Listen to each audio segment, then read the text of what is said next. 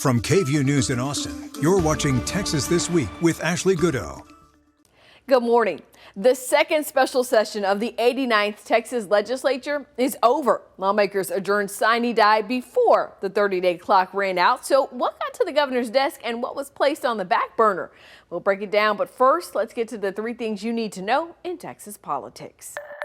The Republican Party of Texas wants to end open primaries and is suing the Secretary of State to try and make it happen. In Texas, voters don't have to register with the political party and can vote in either the Democrat or Republican primary election, a decision they make at the polls. Well, Texas Republicans say this violates the party's First Amendment rights, opening the door to allow independents and Democrats to help decide which Republican candidates will run in the general election.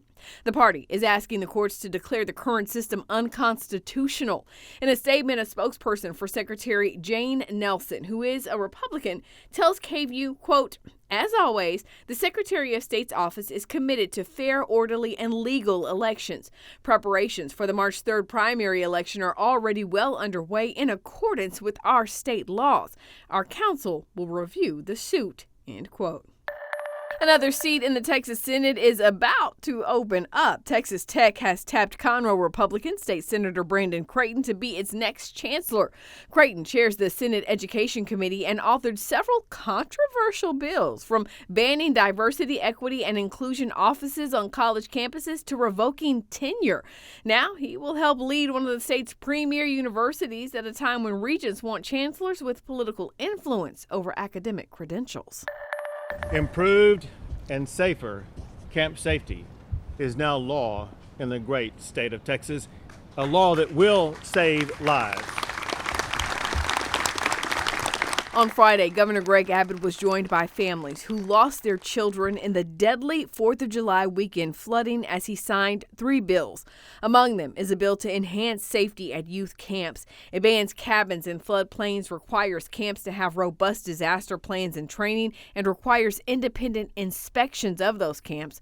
More than 130 people died in the flooding event, including 25 8- and 9-year-old girls and their 2 teenage counselors at Camp Mystic in Hunt, Texas.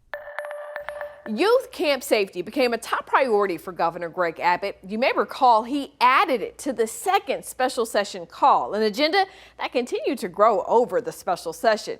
Back in June, on the last day for the governor to either sign or veto bills in literally the 11th hour, he vetoed a bill to ban all hemp with THC and announced a special session. He set the date, but not the agenda. Then came calls from the president for Texas to redraw its congressional district map to secure 5 more seats in the U.S. House in the midterms, followed by the deadly 4th of July flood. So by the time it was all said and done, the governor had put 24 items on the special session call. Remember, during special sessions, lawmakers can only pass bills on the governor's call. When the chambers adjourned sine die, lawmakers had passed 21 bills on 17 of the 24 items. So what didn't pass? Well, let's take a look at it.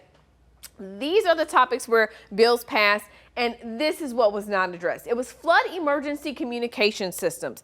That bill didn't make it far. Also, a bill to cut property taxes. The Senate had a plan to reduce the rate that city and county leaders can increase the taxes year over year without voter approval, but that fell flat in the House. Also, protecting children from THC and regulating hemp products. Again, this was the whole premise of us having special sessions, was dealing with hemp, but no regulations passed. There are no age limits on hemp, and it's still able to have products with an unregulated amount of hemp in them sold in the state of Texas, which is why the governor says lawmakers could be back. Also, banning taxpayer-funded lobbying. That's basically lobbyists for cities and counties. That legislation didn't pass. Neither did a bill to block police personnel records from being released to the public. This is legislation that got support in the House as well as the Senate, but the Senate removed an amendment that the House added that dealt with Uvalde police and allowing those records to be public and still available. And so the House ended up killing that bill.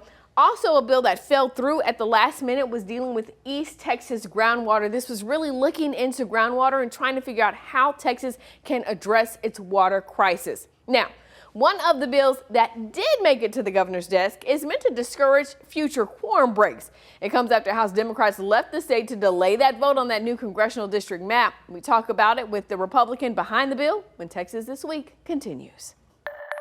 You know, you had a bill, a change that was made to the rules really geared towards quorum breakers. Talk to us about what it will do. Yeah, so two things. I passed a piece of legislation, House Bill 18, which will prohibit any type of fundraising while a member is absent, unexcused absent for the purposes of breaking quorum. And then we also passed a number of rules changes yesterday as well, late into the night. So again, you know, we want the minority to have their rights and ability to represent their constituents. In the legislature, we just want to make sure that the legislature can conduct its business. Talk to us about the other things in that resolution that changes the rules, the really significant rule changes in that resolution.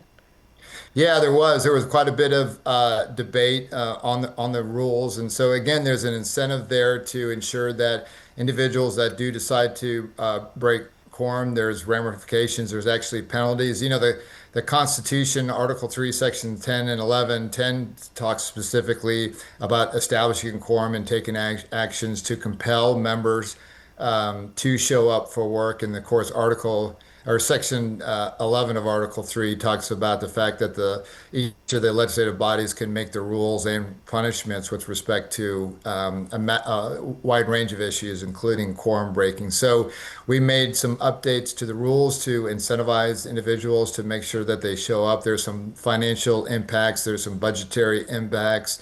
There was a lot of discussion around seniority and the like. So, you know, at the end of the day, it was, I think, a right balance as far as ensuring that the legislative process can work and move forward and get work done for our constituents while at the same time preserving the rights of the minority. You know, what do you say, though, to your Democratic colleagues who say breaking quorum, it is a part of the process. It's something that's allowed. It's been done since, you know, the legislature has first met. It's been going on for years. Why? They feel like this takes it away. What do you say to that? Yeah, it doesn't take it away. It does. It is punitive.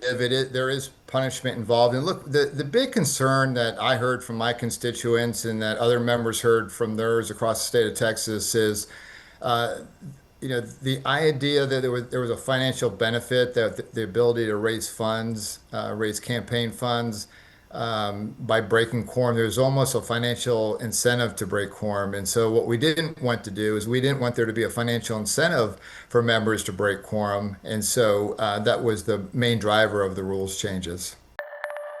And now the last word. I know. It's been a long time since I last stood here to bring you some lighthearted commentary. Politics has been heavy and things a bit messy. Nevertheless, I'm back, at least for this week, because I am so thoroughly entertained. You see, some people enjoy reality TV, others gossip shows, but nothing tickles me more than the theatrics of primary election season.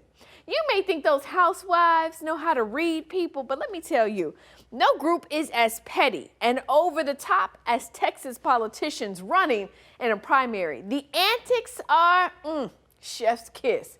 Case in point, this week, U.S. Senator John Cornyn's team took their trolling of his primary opponent, Texas Attorney General Ken Paxton, to a new level.